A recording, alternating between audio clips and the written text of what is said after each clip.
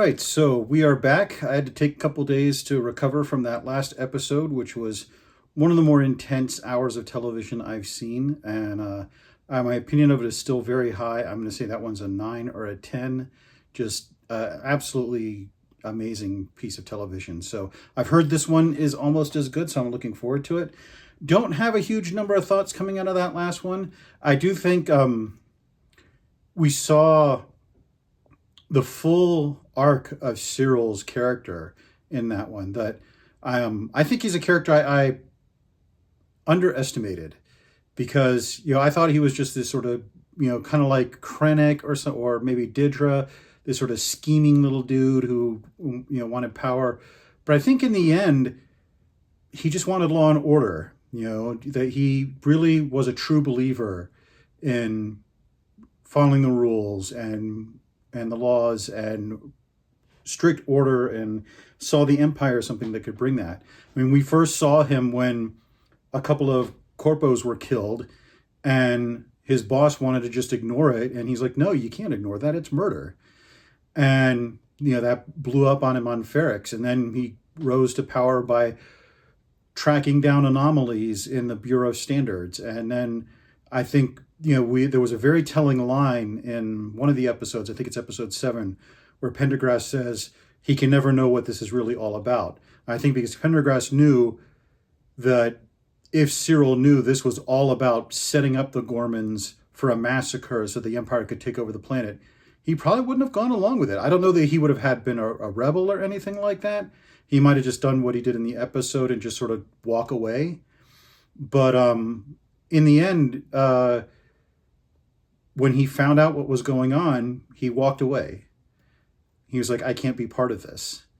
And I think that makes his character much more sympathetic and understandable. And the whole arc of Syril and Deirdre, how they get together and then how they break apart, becomes much more important to the overall storyline. So in retrospect, it makes a lot of past episodes even better, seeing Syril's character development and seeing where he ends up, that he sticks to his convictions of not wanting to go along with what he understands now is an unlawful and evil action, and the disillusionment he has with what he has served. I don't know what would have happened if he hadn't been shot by Rylance. He was clearly lowering his weapon, so maybe he joins the rebellion, like an Agent Callus type thing. Maybe he just goes away. Maybe he turns himself in and goes into prison. I don't know what would have happened, but we'll never know. But I do think that one episode, among the many, many amazing things it did, was bring Syril's arc to a conclusion and rewrite what we understood about his character. So in that sense, that's pretty amazing writing. So without further ado, let's get into it. Andor, Season 2, Episode 9, Welcome to the Rebellion.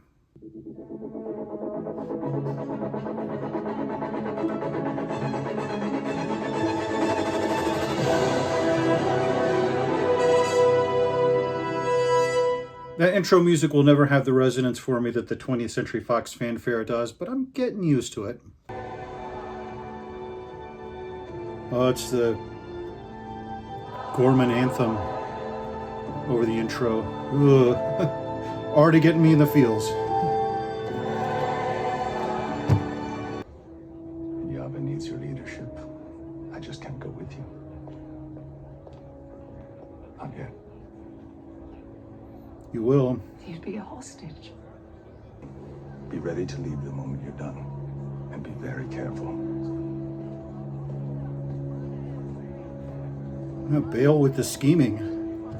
I missed you, Bail. The senator you'll be saving is about to risk everything, putting a voice to the atrocity you just survived.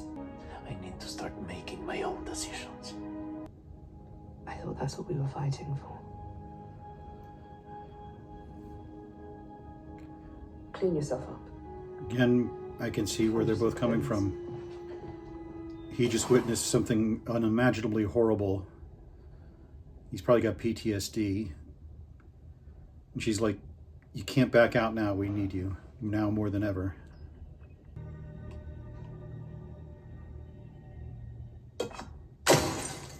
Damn. You'll know you found it now. Bail Organa's team is corrupted. Which team is that? The one that's taking you to Yavin after your speech. We've all been bent by secrecy, haven't we? And I'm sorry about Erskine, but what I'm telling you about Bail is true. Don't you dare. What I'm telling you cannot be shared. I'm sending someone I trust, someone I know I can trust. And real drama comes from, I mean, sometimes it's good versus evil, but sometimes it's people who want the same thing but in different ways, or can't trust each other, or there's bad blood between them. And this is another great scene like that where I can see why Mon Mothma doesn't trust him. I can also see why she has to in this circumstance. That Luthen lies, he kills, he is very ruthless. You get that speech about just what an awful person he's become. But I think in the end, he's the one person you want in your corner. So we'll see what happens if Mon Mothma decides to trust him. He's alone. But I love the conflict between sort of Mon's idealism and his Is it something that can wait? Senator cynicism. Mothma, We free to speak? I've searched everything. Oh, she's pissed. Can tell by her walk. When did you start? After the wedding. 2 years. I remember that little conversation between him and Luthen. You're dismissed That's a mistake. immediately. There's now no one protecting her. Except Bael's team, and I believe Luthen that team's corrupted. Bael's a good man, but his grasp of spycraft is not great. Did you talk to Mothma? What are we doing? I shouldn't have told her about Erskine. Is she speaking or not? I don't know. Somebody knows. Yeah, it's interesting. You have two different worlds here. The legitimate Senate world, which Bael and Mothma know really well, and then the illegitimate clandestine world, with Luthen knows really well. And we're seeing those two rub up against each other, and no one knows who to trust who. You appeared when I needed you. Aldani, Narkina, Ferrix, Sinar, Minarao, Ghorman.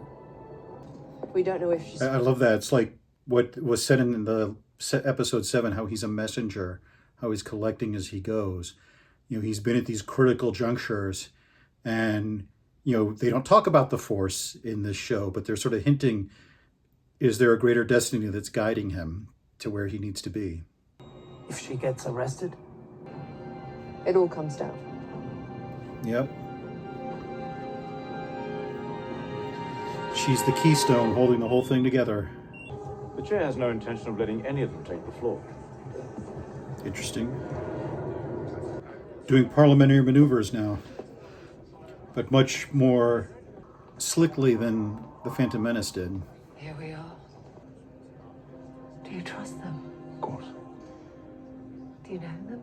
Personally, no, I can't. It's not safe. And that's the difference.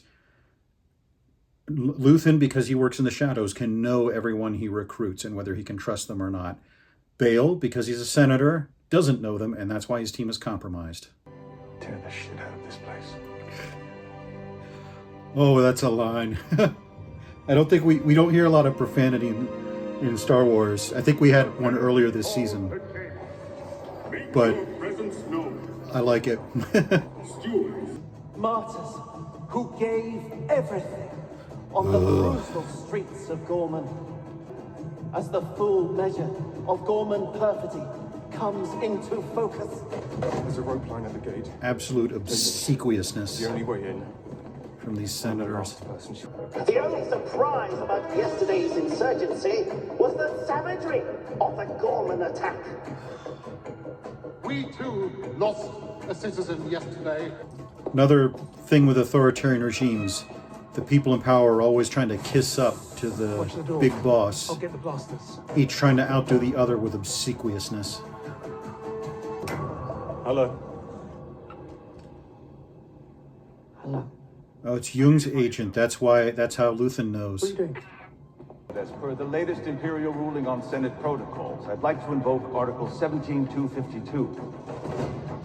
A17252 was, as you may recall, proposed directly by the Emperor's Council. May yield the floor freely, without interruption, to another senior senator. Oh, you go, Bale. Senator Carlo. I am invoking Article 17252 and yielding the floor to the senior senator from Chandrila. Shut down the Senate feed. Well done, Bale. Imperial authority. Fellow senators, friends, colleagues. Code of conduct. Where's Charvel? He was with you.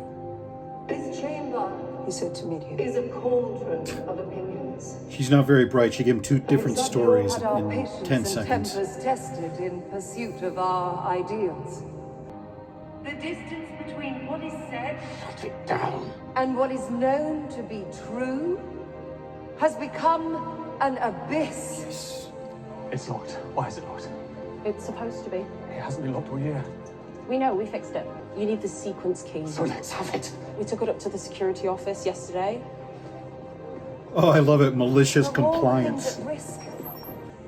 The death of truth is the ultimate victory of evil. Yes. When truth leaves us, when it is ripped from our hands, We become vulnerable to the appetite of whatever monster screams the loudest. what happened yesterday on Ghorman was unprovoked genocide. Yes. Oh, she said it. And the monster screaming the loudest, the monster who will come for us all soon enough, is Emperor Palpatine. Boom. Drop the mic, Mon, and get the hell out of there. Oh, what a speech. Oh, look at Bale. Look at her. They're so proud. No, we need to speak. I have friends everywhere. Trust him, Mon. Detained immediately. She does not leave the building. Who are you? We're here to help you. She doesn't need Let's move ahead. Stand down, everyone! Ah. What are you doing? Blow your cover immediately. She's a rebel spy!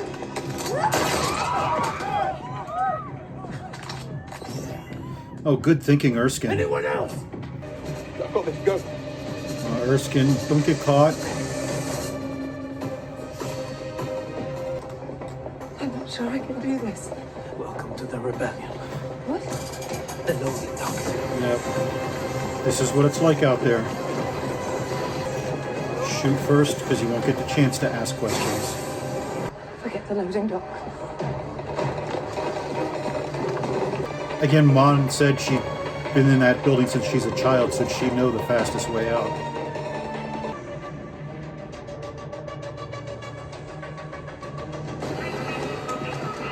Where are they? I mean, he was listening to her speech. Did he have a change of heart? I'll find them. He's looking at his Try, blaster. but It's we've not got to be reassuring. ready. Go to the gallery. We found her! Who are you? Whoa. Hey, look at me. Hey, look at me. Mon's face. God, what must be going through her head right now? She's just thrown her entire life away. Who belongs to this? I think that's mine. Okay, clearly something I don't remember from season 1. He looks familiar, though.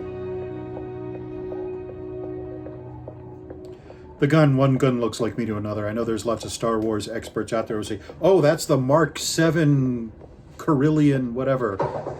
I can't do that. I recognize Cassian's gun, that's about it. More power to them, it's just not my particular obsession. Oh, Wilmon! Oh, he made it out. And his girlfriend, too. That makes me happy. He's a real doctor. I mean, he's wounded, but he made it. She's not going with you. There's a ship waiting. They want her to make a speech. Another speech. Coming in with a Yavin escort. They want to rewrite the story. In other words, they don't want her brought to Yavin by some ne'er-do-well Luthen associate, but by bona fide rebel agents. Was there something in Rebels about that? I'll look it up after the episode's over. You know this place. I'm not sure how to thank you. Make it worth it. She will. She's making a speech. We need it broadcast as far as possible. And I guess the speech she made in this episode was for Coruscant. Obviously, it won't get beyond Coruscant because they'll be able to block it. Whereas I guess the speech they want her to make would be broadcast to the entire galaxy.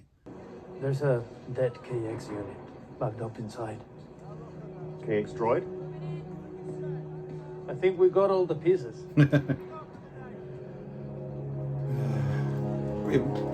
Seeing the origin of K2SO, I guess. I love the way they've expanded Yavin. It's so real with all these little huts and barracks around. Although I don't know if I'd want to have open doors like that on a jungle, but... I'm done. I'm not doing it anymore. I've done what I can. Yeah, I think Ghorman just broke him. Draven tomorrow. There's still places to go to. That was a lesson of the first arc. There is no place you can go to get away from the Empire. What we need. They'll catch up to you eventually. I mean it. I know. But you still have something to do. We know what it is. I know. He doesn't. Bix might. I mean, not specifics, but she knows he's got something important to do. You're sleeping now. Oh, is she leaving? I can't be the reason you leave here. If you ever give this up for me, I'd never forgive myself. Oh, man. That's what this show is about. Sacrifice. We can do all the things we ever wanted. Everything we know we've missed. Oh, that I'll find you. breaks my heart because he's not going to be there. He's not going to be there. He's going to perish on Scarif. I am glad they didn't fridge her. They gave her agency. They were looking for you. We have some protective goggles here. I'll take a weapon. Yeah, I'd take a weapon too. I don't think the goggles are going to do much. The goggles, they do nothing. They do nothing against the KX droid. Oh, this is like Frankenstein. Like Frankenstein's monster.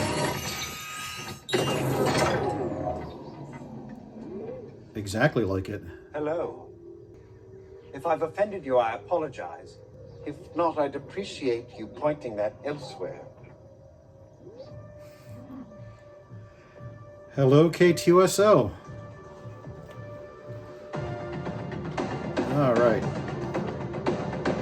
All right, so I did a little Googling just to freshen my memory here on the Rebels series, which I haven't watched for a long time and don't remember much of. So there was a speech in that series that Mon Mothma gives aboard the Ghost. I'm glad they didn't feel the need to make that speech part of this, because it's not as good a speech. I mean, it's fine, but it's not as good as the speech, which was a remarkable, amazing speech. And it applies to the Empire, but it's so well written. You could apply that to any authoritarian regime. You could apply that to what she says about the difference between what is true and what is said. I mean, that was very true of the Soviet Union, who would literally erase people from photographs. It was very true of Nazi Germany. It was very true of Imperial Japan. Any authoritarian regime wants to create an alternative reality that they can justify their actions in. And so that speech was like the Ghorman massacre. There was so much you could apply it to. Mothma is really, the historical comparison that occurs to me is Winston Churchill. I mentioned him in the last video in another context.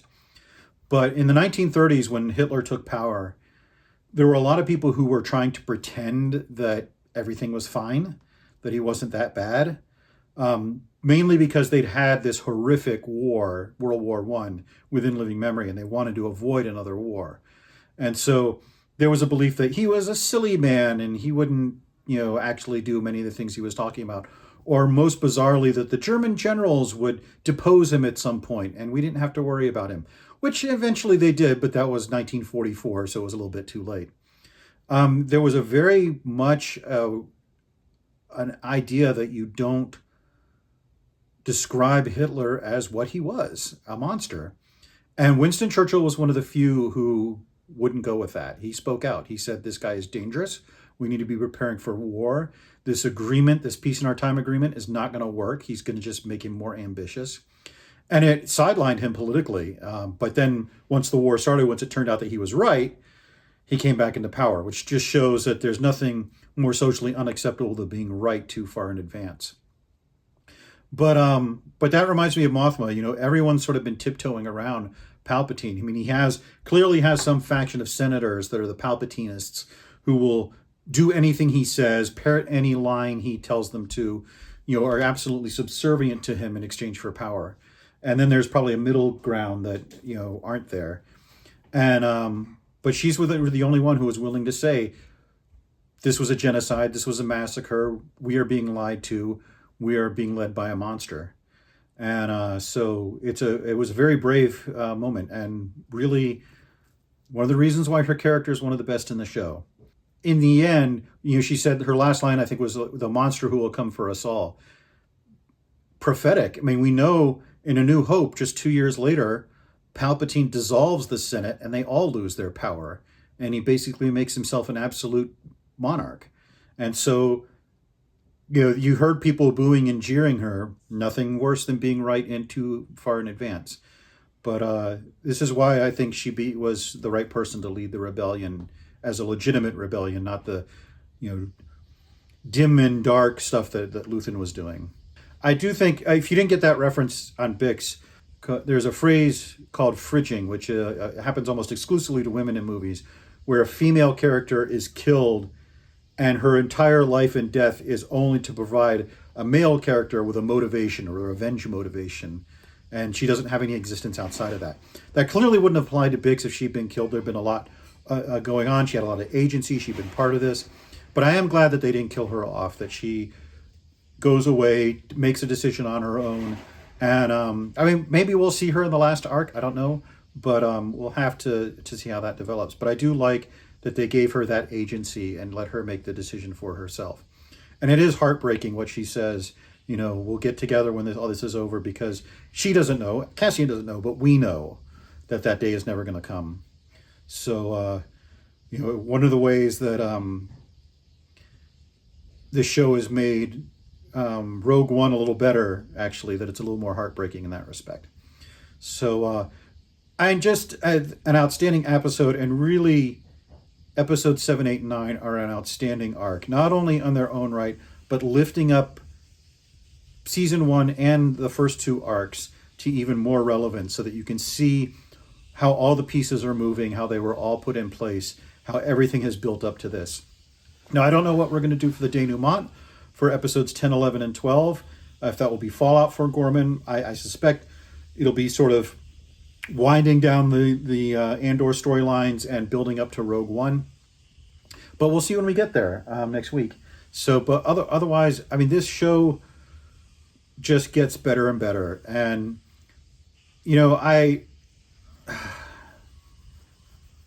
I don't really care that much about industry awards, whatever, it's an industry patting themselves on the back. But I do think for a show like Andor, which has struggled a bit in the ratings, getting recognized next year as one of the best shows on television would drive a lot more traffic and get a lot more people to watch it. And I wish more people would watch this show, because it's not only very good, it's very relevant. Whether you think that's relevant to current events or not relevant to current events, or current events in this place or current events in that place, whatever. I think the show is well written enough that you can apply it to whatever political situation you want to. But yeah, that was some of the best Star Wars stuff we've ever seen. Easily I always say, oh, it's the best since The Empire Strikes Back, because The Empire Strikes Back is sort of my high water mark. But I will say this, yeah, that it's the best since then. So anyway, I'm gonna take a rest now because shoulder is hurting. It's late. But next time we'll get into the third arc. So the usual, like, subscribe, tell your friends, buy my book, all that other stuff. And until we meet again, I'm Mike Siegel. I write for Ordinary Times. Thank you for watching.